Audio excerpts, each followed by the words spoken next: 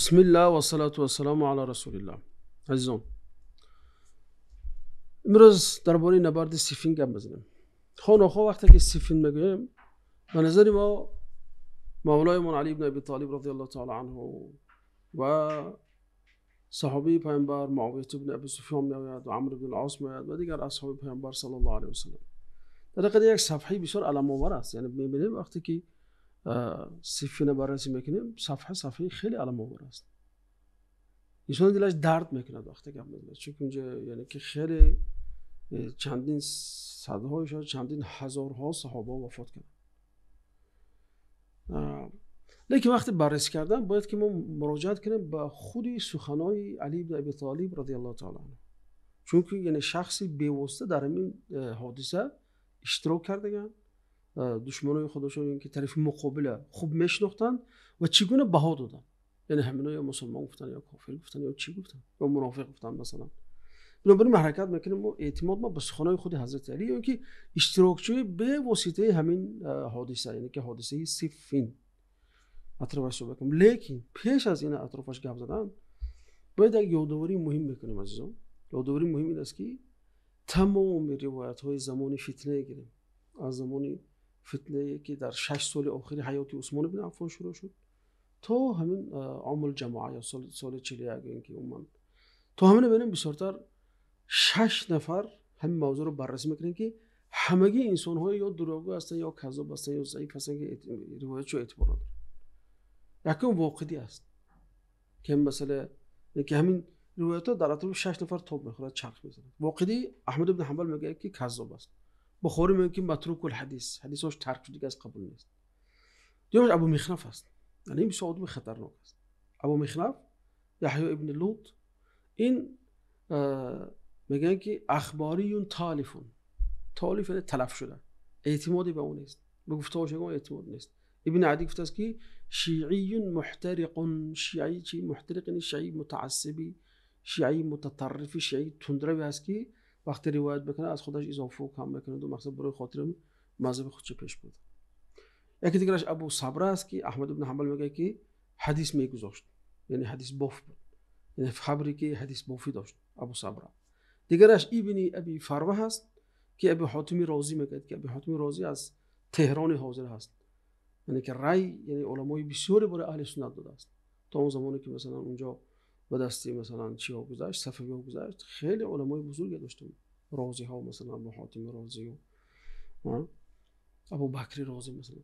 میگه که متروک الحدیث است، میگه ابن ابی فروه.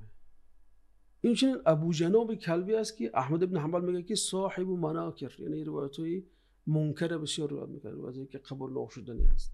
و اخیراً محمد بن صاحب کلبی است که ذهبی میگه که اینم صاحب مناکر است، اینم اعتماد نیست بر روایت داشت.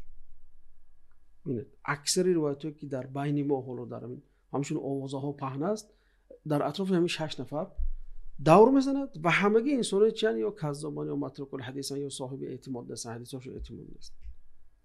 خب یعنی خیلی بعد میبینیم همین روایت رو ما اساس قرار میدیم، در اساس همین روایت ها با هم دیگر دوستی و دشمنی میکنیم. یعنی اینا که مثلا در فابریک حدیث بافی بودن، یعنی همین 6 نفر تقریبا.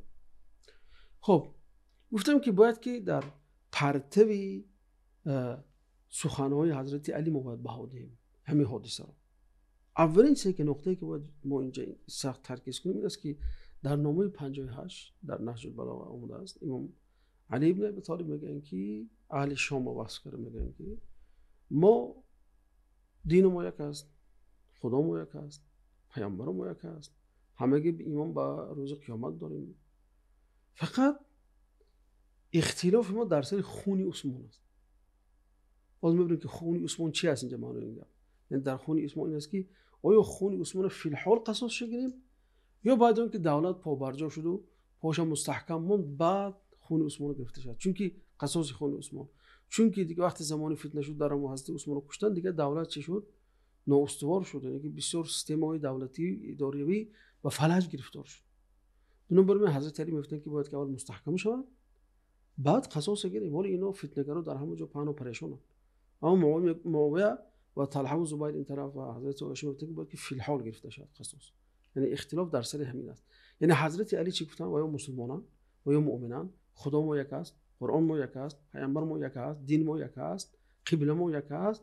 تنها اختلاف ما چی است؟ سری قصاص گرفتن از قاتلای عثمان. آیا حال همین حال حاضر باید قصاص گرفت یا بعد دولت به قوت کردن و مستحکم کردن؟ این در نامه 58 خیلی گفتیم آمده است. خب لیکن باز بعضی روایت‌های دیگر است که باید خوب میشد که باید روایت‌ها بیاریم تا اینکه در پرتب اون روایت‌ها تونیم اینجا خوب تحلیل کنیم. یعنی بعضی میگن چون میگن که شامی ها دوزخیان، شامی ها فاسقان، شامی ها کافران، اینا جمع اهل جمل. لیکن روایت جالب داریم از حضرت علی بن ابی طالب وقتی که مرد آمد و گفت که من زبیر کشتم. حضرت علی حدیث راوی حدیث خود علی بن ابی طالب رضی الله عنه است، میگه که بشر قاتل ابن صفیه بالنار، کشنده پسر صفیه را به دوزخ مژده ده. پیامبر یعنی پیامبر همیشه برای علی گفت. مردی که زبیر کشت، پسر عمه پیغمبر کشت، کی بود؟ از لشکرهای علی بود. لیکن پیامبر گفتن که بعد دوزخی است. دیدید یعنی که فتنه چه خیلی. از منابع که همه اونایی که با علی بودن جنتیان، چون که اینجا خودی حضرت علی روایت میکنن که یا مرد از لشکر اونها برام دو زبیر کشت و دوزخی است. به شهادت خودی حضرت علی میگه. دیدون چه کور گیم که اشکال خیلی چی است، چخور است اینجا. یعنی خلاصه اینجا اختلاف دینی نبود، اختلاف ایمانی نبود، اختلاف عقیدوی نبود بین اونها، یا اختلاف سیاسی بود، یا اختلاف در مسئله سودی بود. این اصلا مسئله قصاصگیری مسئله سودی است. آیا هم محکمه حاضر برپا کنیم یا محکمه رو بعد حکومت نیرومند کردن برپا کنیم؟ این نمیگه گپ بود. لیکن در اطراف اینقدر افسانه و خیال مافی کردن که این مسئله اساسی دینی قرار دادن، در اساسی همین دیگه دوستی و دشمنی خودشون قرار دادن، برای خودشون مشکل کردن اصلا بعضی آدم. خب بنابراین یک طرف میگه که برای شهروندای همون زمان در خلافت اسلامی کدام این نفع آور است؟ همین حاضر قصاص گیریم یا برتر قصاص گیریم؟ اگر حاضر قصاص گیریم آیا که باز فتنه های زیاد بشود یا نمیشود؟ خب اینا ولی ان شاء الله بررسی کنیم. خب بنابراین این مسئله رو نباید محور دین قرار داد و در اطراف این دوستی دشمنی برپا کرد. بارها گفتیم، تاکید کردیم، حلقه‌های درباره هم تاریخی گفتیم که تاریخ سرچشمه عقیده نیست. ما از تاریخ عقیده نمیگیریم، ما از قرآن میگیریم عقیده خودمان و از احادیث میگیریم. یعنی فقط الله تعالی روز قیامت نمیگه که فلانی تو درباره صفین چی میگی؟ تو مثلا با علی هستی یا با معاویه هستی؟ مثلا درباره چیز نمیپرسم، درباره نماز میپرسم، درباره زکات میپرسم، درباره ایمان میپرسم، درباره عملهای نیکی یا بدی که کرد درباره هم الله تعالی میپرسم. یعنی ببین اگر پیغمبرم ببین بسیار جالب است، پیغمبر صلی الله علیه و آله میگه یگون وقت صحابه رو جمع کرده مجالس لعن و شتم و طعنه به فرعون جاری کرده. به ابوبکر عمر مردم جمع کنه، ها امروز فرعون رو لعنت بکنیم برای اینکه فلان روز موسی رو فلان کنیم. مگر همین چیزی در سیره پیغمبر میبینیم میونه؟ یا مثلا میگن که بیا تو امروز چی میکنیم برای خاطر اینکه برادر یوسف خیلی نامعقول کرد یا قوم یونس برای یونس این کارو کرد، امروز مجلسی لعن و طعن برای برادر یوسف یا برای قوم یونس در نینوا هست. همچون چیزی هست در تاریخ؟ البته نداریم. پیامبر چی چیز بسیار ناراحت، یا اینکه مثلا میگیم امیدوارم میگن که اونایی که عیسی رو میخواستن چهارمخ کنن باید امروز یک مجلس تشکیل کنیم اونا رو لعنت کنیم برای اینکه میخواستن پیغمبر خدا رو کشن. هست همچون چیزی؟ البته که نیست. یعنی اینجا پیامبر غمش غم دین بود، غم مردم بود، غم ایمان مردم، غم عقیده مردم، غم خداشناسی مردم، غم اون که مردم ریباخور نشوند، رشوه‌خور نشوند، حرامخور نشوند، زیناکار نشوند فلان. یعنی در اطراف هم بود دین پیامبر صلی الله علیه و آله، نه اینکه برپا کردن مجلسایی که در آن چه نشسته که اونجا فقط لعنت شود گذاشته. اون کار خودشون کردن، اونا خودشون حساب کتابشون با خدا میکنن. لیکن چه ما امروز برای فقط خود رو چی عبرت گرفتن است از قصه مثلا موسی و فرعون، از قصه عیسی و بنی اسرائیل و غیره. یعنی بنابراین قرآن بنتون این نقطه جالب بچه قرآن بنه. قرآن احتماش درباره چی است؟ درباره دینداری تو است، درباره ایمانت است، درباره ایمان به آخرت است، درباره نماز است، زکات است، ریبا نخوردن است، حرام نکردن، دزدی نکردن، زنا نکردن، فلان کار نکردن. احتمال بار قرآن شوندی که مثلا آمده گفته باشه که اساسی مسئله شما امامت است، باید اعتقاد به یگان امام داشته باشه، اعتقاد به فلان چیز داشته باشه. یعنی قرآن درباره حیض گپ زد، درباره حیز زنها گپ زد، لیکن درباره اون امامتی که بعضی اون اصل گرفتن هیچ چیزی نگفت از قرآن مثلا. خب درباره زکات گپ زد، درباره ربا گپ زد. اگر امامت اینقدر مسئله مهم باشد از ربا و ربا و مثلا زکات، چرا درباره باری هم در قانون اشاره نشده درباره این چیز؟ خب بنابراین اگر همه خیلی آدمایی که همین چیز گرفتن در اساسش دوستی دشمنی کردن، وقتی گویی که برادر تصور کن که امروز یا آمریکا یا روسیه اومد مثلا یک بمب اتمی پرتاب کرد، تمام مسلمانای سنی نیست کرد، تمام کتاب‌های سنی نیست شد، سوخته شد، بخاری، مسلم، ابو داود، هیچ تاریخی هم. خب اگه شما مثلا مونده فقط همین شما مونده و نصرانی‌ها موندند و یهودا موندند و مثلا هندوها و مثلا کیا، شما برای اینا چی پیشکش میکنید؟ مثلا چی پیشکش میکنید مثلا؟ چون که دین در اساس چی هست اینجا؟ همین قصه ها هست. خب خلاصه دوستان باز شروع میکنم از قصه. صفین نام منطقه هست، نام یک منطقه است که در حدود عراق و سوریه قرار داره، که شام قرار داره. حالا چه که در خریطه میبینیم اینجا صفین است، مثلا اینجا رقه است. خب حضرت علی از این طرف حرکت کردن. خب اینجا باز خریطه واضح تر است که در نزدیکی شاطئی یعنی که ساحل فرات است قرار دارد. اینجا باز من رقه و صفین. خب خلاصه اینجا لشکر حضرت علی، اینجا لشکری معاویه بن ابی سفیان. خب وقتی که این فتنه شد، صحابه 3 گروه تقسیم شدن، یعنی که به 3 دسته. دسته اول با آنها شیعه علی گفته میشد، یعنی اینجا شیعه معنای یاردمچی است، همراه است، انسانی که مثلا در همون گروه قرار دارن. خب و این گروه حق بود، شک نیست. اهل سنت و جماعت اعتقاد دارن که حضرت علی بن ابی طالب حق بودن. دوم گروه معاویه که به آنها شیعه های معاویه گفته میشد. ببینید شیعه در اول برای یک گروه، یک یاردمچی، یک شخص که یک گروه اطلاق میشد. بنابراین هم برای شیعه های معاویه شیعه گفته میشدن، برای شیعه های علی و هم برای شیعه های عثمان. بعضی میگه پس که شیعه عثمان میگفت. گروه سوم عزلت کردن، نه به اینا نه به اینا، گفتن برای ما معلوم نشد، انیق نشد که کی اینجا حق و حقیقت است، بنابراین ما هر دورم چه میکنیم؟ اعتزال میکنیم، از هر دو دست میکشیم و به یگان طرف نرفتن. که از جمله ابن عمر رضی الله تعالی عنه و ابو موسی اشعری رضی الله عنه و اینجا سعد بن ابی وقاص رضی الله عنه که از اهل شورایی که حضرت عمر تعیین کرده بودن، اینا گفتن ما عزلت میکنیم، بخشیم و به یگان طرف نمیکنیم. علی رضی الله عنه میخواست که معاویه رو به اطاعت درآورد. برای خاطر اطاعت درآوردن از مدینه حرکت کرد به سوی چی؟ به سوی شام. لکن در راه وقت شد که در بصره طلحه و زبیر و ام المؤمنین عایشه آمدند، راهشو گردوند و به طرف ذیقار رفت و از اونجا دیگر رفت در بصره. ما در حلقه درباره جمل گفته گذاشته بود اگه یادتون باشه. خب دیگه جای تکرار نیست. مقصد علی بن ابی طالب فقط معاویه رو چی؟ به اطاعت دعوت کردن بود.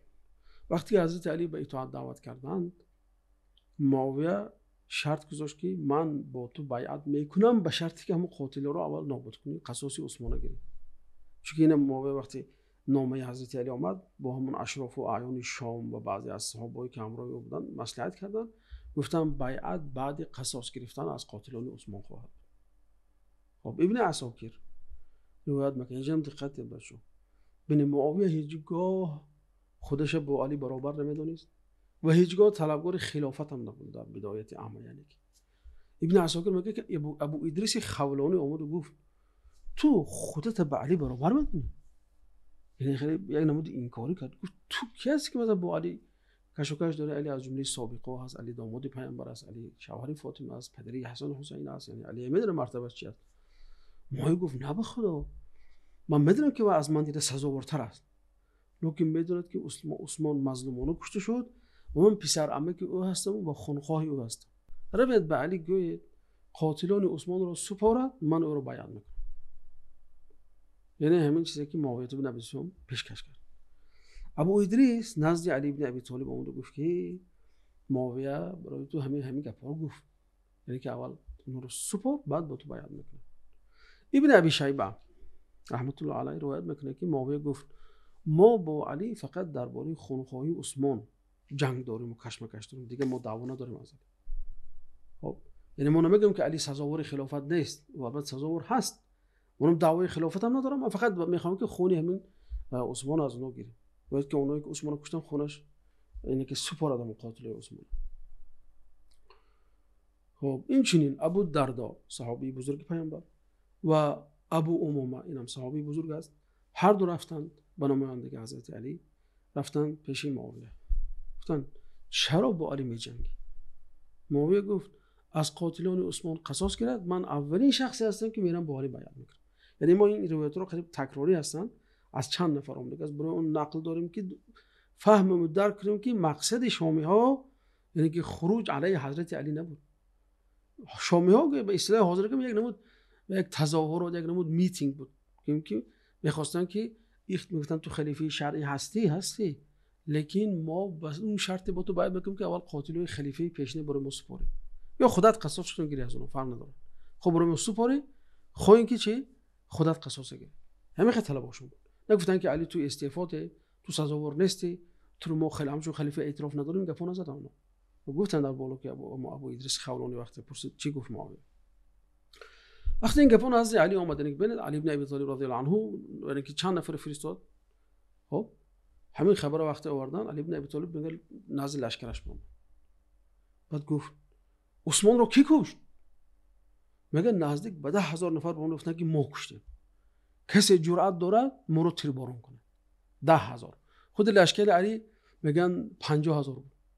بعضی خیلی واهمه کرده تا 90 و 100,000 برده، لیکن میگن روایت به حقیقت نزدیکش 50,000 از معاویه میگن 60,000 یا عکس بود مثلا.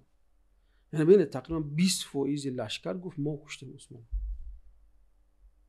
اینجا باز عذر حضرت علی مو میفهمیم از اینجا که چرا مثلا حضرت علی معذور بودن در کشتن تونستین این قاتل عثمان ابن عفان رضی الله عنه. بعد علی گفت به اون مردکایی که نماینده بودن سفیر ابو ادریس و ابو دردا یا ابو گفت دیده من چگونه این اوباشای برای سپارم بود، چگونه من 10 نفر یک لشکر از بود. بعد گفت اول بیعت کنم آروم شود، دولت مستحکم شود، دولت نیرومند شود، بعد گفت میتونیم اینو یک تا از قبیله هاشون جدا کنیم، بعد حکم الله تعالی بالاش جاری کنیم. خب در اگه یادتون باشه در حلقه جمل ما اشاره کردیم گفتیم که وقتی طلحه و زبیر همین حرقوس رو میخواستن کشن از قفا 6,000 نفر هم قبیلش خست گفت ما حرقوس نمیسپرم، همه ما حرقوس نتونستن طلحه و زبیر از قصاص گیرن. حضرت علی گفتن دیده شما رفته 600 نفر کشته، یک تا ما حرقوس گرفت رفت عقفای حرقوس 6,000 نفر خست، چیکار کرده گفتن و حالت من همین حالت است. باز به این 10,000 نفر اگر دست بگیریم شما قفای اینا با قبیله هاشون هست هر یکش، این 10,000 نفر ممکن 50,000 میشود، ممکن 60,000 میشود. اینو بریم امکان قصاصگیری حالو نیست. باید شما فهمید اهل شما تو طلحه زبیر باید فهمی که امکان ندارم که من این کارو کنم. خب این بود یعنی که نظر حضرت علی. لکن بینید ما هر روایت عجیب داریم از پیامبر صلی الله علیه و وقتی درباره خروج خوارج گپ میزنن میگن که خوارج تقتلهم اول الطائفتین بالحق، بعضی روایت‌ها ادنى الطائفتین بالحق، یعنی وقتی خوارج میبراید میگن که اولا یعنی که سزاوارترین گروه بر حق خوارج نابود میکنن. دوم روایت ادنى میگه که نزدیکترینشون به حقیقت خوارج نابود میکنن. نه ناز کلا گیره نزدیکترین. ما حضور میگیم مثلا دید یا نظری شامی های برای شما بگیم. بینه صحابه میدونستن که عثمان ابن عفان مظلومانه کشته شدن، جای شکی نیست، چون که در حدیث اومده است پیامبر گفتن که یا عثمان ان الله عز وجل عسى ان يلبسك قميصا، یعنی عثمان چی بسا الله تعالی برای تو یک قمیص یک پیراهن بپوشاند، یعنی این اشاره به خلافت بود، پیراهن بپوشاند. فإن أرادك المنافقون على خلعه فلا تخلعه حتى تلقاني، اگر منافقا خواهند که اون پیراهن از تو بیرون کنن تو از خود بیرون نکن تو اینکه با من روبرو شی، اینکه تو اینکه جانت سفوری برای خاطر بده. پیامبر 3 بار تکرار کردن میگم حدیث امیر گپ برای عثمان ابن عفان. خب نکو بینه برای مقصد همین چیز خوب درک کردن، برای موقف شامی ها رو، برخورد شامی ها رو، نظر شامی ها رو خوب درک کردن. امام احمد، امام ترمذی، امام ابن ماجه قزوینی روایت میکنن که مرد به نام مرة بن کعب یعنی صحابی بود، میگه برآمد و گفت لولا حديث سمعته من رسول الله صلى الله عليه وسلم ما قمت و ذکر الفتنه فقربها. مگه یه حدیثی که اگر از پیغمبر نشونیده بودم یا اینکه یا حدیثی که از پیغمبر شنیده بودم سبب شد که من اینجا بیام چی کنم، خون عثمان رو دعوا کنم، قصاص گرفتن از قاتل عثمان رو دعوا کنم. چی گفت پیغمبر؟ گفتن درباره فتنه گفت زدن، آینده چی کاره فتنه میشه. بعد فتنه نزدیک بودنش برای ما اخر صحبت کرد. گفتن که فمر رجل مقنع فی ثوب، یعنی این مرد مر گفت که همون وقت یک مرد گذشت چهرهش پشتگی بود، میگم که یک پرچه مثلا. بعد گفتن که پیامبر گفتن که هذا یومئذ علی الهدى، این همین آدمی که دیده روز چهرهش پشتگی است، همین هدایت یافته در همون روز در راه راست است. میگه فقمت الیه، این صحابه بوده که داوود رفتم که ببینم کی است. وای میگه رفته چهرهش شدم که ببینم که عثمان است. خب فاقبلت علیه قلت هذا، پیامبر نگاه کرد گفت همین است. پیامبر صلی الله علیه و آله که همین است. خب این روایت خیلی نقل کردم احمد و ترمذی. من که ببینید مادام این مرد مظلومانو کشته شد و هم حدیث گفته است که این در راه راست است، معناش چی میشه؟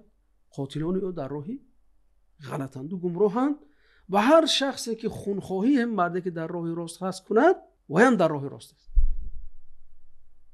این تفسیر اون حدیث چی است؟ اول الطائفتین بالحق یا ادنى الطائفه، یعنی که دو طایفه که به حق نزدیکترشون هست، یعنی که حضرت علی نزدیکتر بود به حق از معاویه. یکی اینا هم بین ویژهشون چی هست؟ خیلی بخواد است، چون که پیامبر گفتن که عثمان مظلوم کشته میشود، عثمان در راه راست است و این گفتن که ما شخصی رو خونش رو طلب داریم، قصاص خونش طلب داریم که چی در راه راست است، به شهادت پیامبر، به گواهی پیامبر صلی الله علیه و سلم. هم یک صحابی اینجا که مراتب بن کعب رو میگه، این گفت ما پیامبر شوندم بنا بریم من اینجا ایستادم، بنا بریم من طلب دارم که خون عثمان گرفته شود. خب یعنی به همین تعبیر اهل شام با علی بن ابی طالب جنگ کردن.